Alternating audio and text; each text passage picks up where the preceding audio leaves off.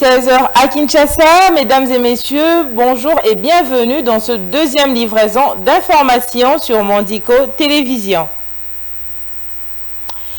Uhuru Kenyatta, ancien président du Kenya et facilitateur dans la crise qui sévit dans la partie est de la RDC, est attendu à Kinshasa ce vendredi 10 mars.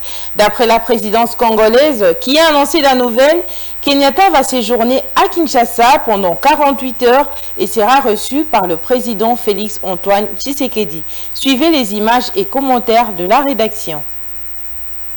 Uhuru Kenyatta arrive à Kinshasa au moment où la situation sécuritaire et humanitaire va de mal en pis autour de Goma à cause des attaques meurtrières en série perpétrées par les troupes rwandaises avec leur affidé du groupe terroriste du M23 qui continue de violer toutes les résolutions et recommandations édictées pour amener la paix dans la région des Grands Lacs. La situation sécuritaire dans la partie orientale de la RDC ne cesse de se détériorer à la suite de l'activisme de groupes armés locaux et étrangers, avec la résurgence du M23 soutenu par le Rwanda, provoquant des milliers de déplacés et des sans-abri dans 3 territoires, dont Rutshuru, Masisi et Nyiragongo de la province du Nord Kivu. La situation s'est davantage empirée. Du cessez-le-feu qui devait avoir lieu depuis le mardi dernier dans toute la région orientale de la RDC, selon le dernier calendrier de cessation des hostilités annoncé le 3 mars à Luanda par la présidence angolaise, désignée médiatrice par l'Union africaine dans cette crise. On déplore encore le mépris de la rébellion du M23 qui a de nouveau avancé sur le terrain. Aussi, après une accalmie sur les lignes des fronts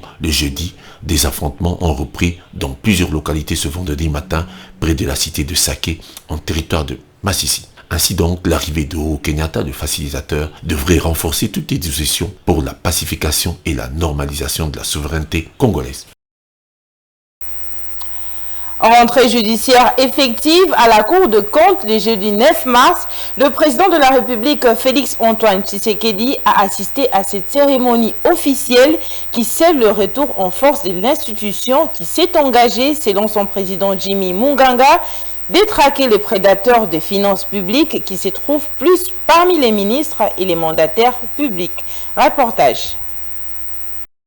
Le président de la Cour des comptes, Jimmy Munganga, a annoncé le jeudi 9 mars, lors de la rentrée judiciaire, en présence du président de la République Félix Tshisekedi, des ministres membres du gouvernement, des députés et des sénateurs et de tous les chefs des corps constitués du pays, la mise en œuvre de la traque des prédateurs des finances publiques. Il promet aussi de lutter contre la corruption dont les auteurs se recrutent parmi les ministres, les mandataires publics et s'illustrent parfois dans la passation des marchés publics sans respect des règles. Il s'expose aux sanctions au moment venu. L'occasion de la rentrée judiciaire de la Cour des comptes au Palais du Peuple a constitué pour le président de la Cour des comptes, Jimmy Munganga, a axé essentiellement son discours sur le rôle de la Cour dans la répression des fautes de gestion. Les fautes de gestion les plus graves et les plus compromettantes pour les intérêts de la République sont commises par cette catégorie de citoyens.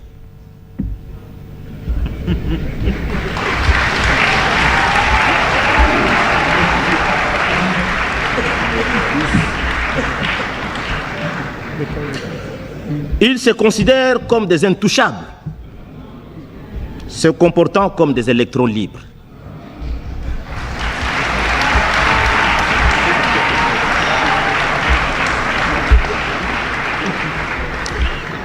Ces ordonnateurs ne sont pas justiciables de la Cour des comptes quant aux fautes de gestion qu'ils seraient amenés à commettre dans l'exercice de leurs fonctions d'ordonnateur.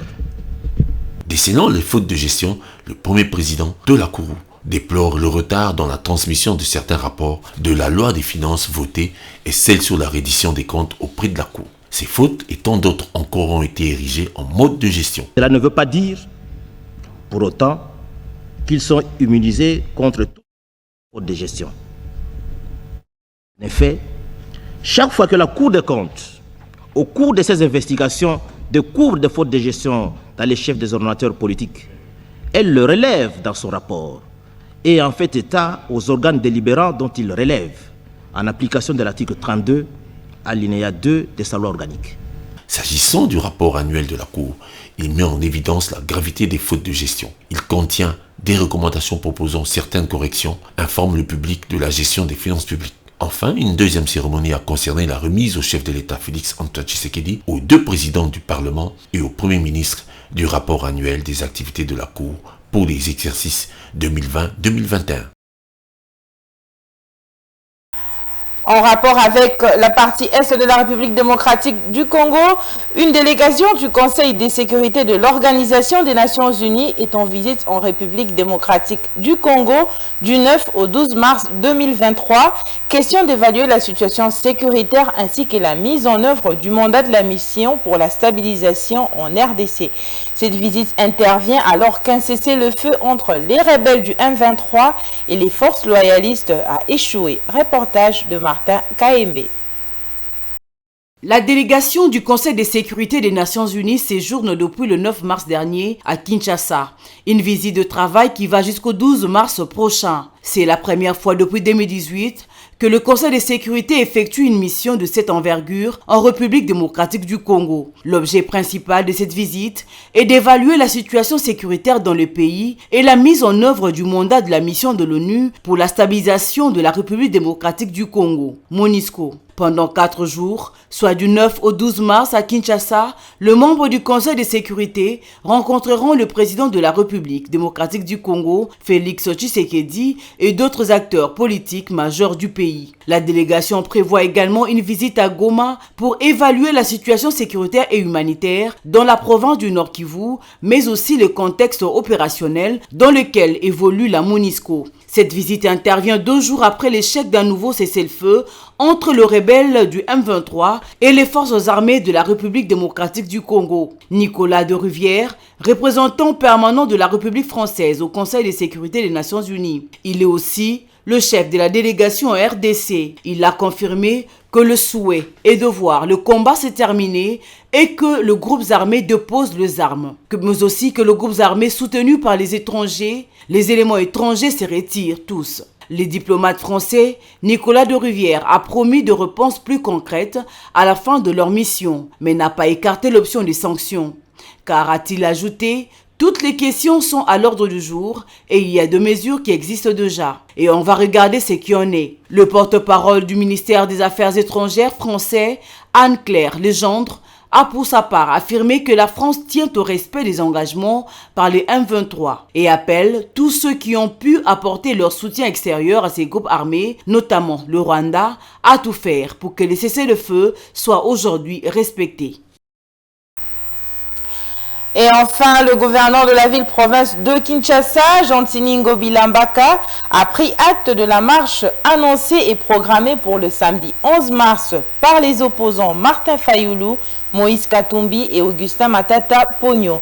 Le chef de l'exécutif provincial de la ville de Kinshasa a fait part de ses décisions à travers sa correspondance du jeudi 9 mars, répondant à la lettre signée par les secrétaires généraux des partis de ces 3 leaders politiques. Les détails dans ses commentaires. Suivez.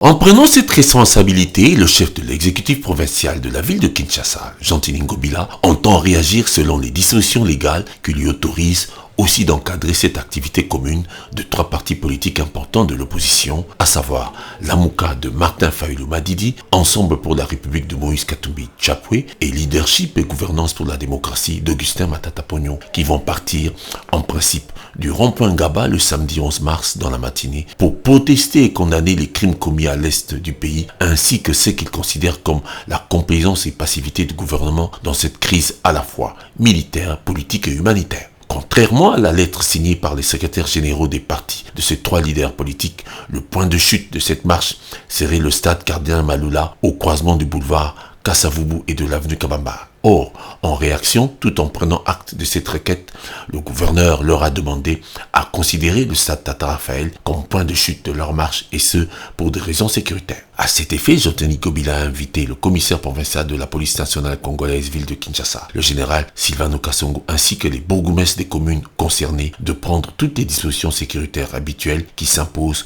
pour mieux canaliser les militants et éviter tout débordement. C'est par cet élément que prend fin notre bulletin d'information. Retrouvez la grande édition du journal à 19 h avec Ranta Louiela. D'ici là, bonne suite de programme sur Mondico Télévision.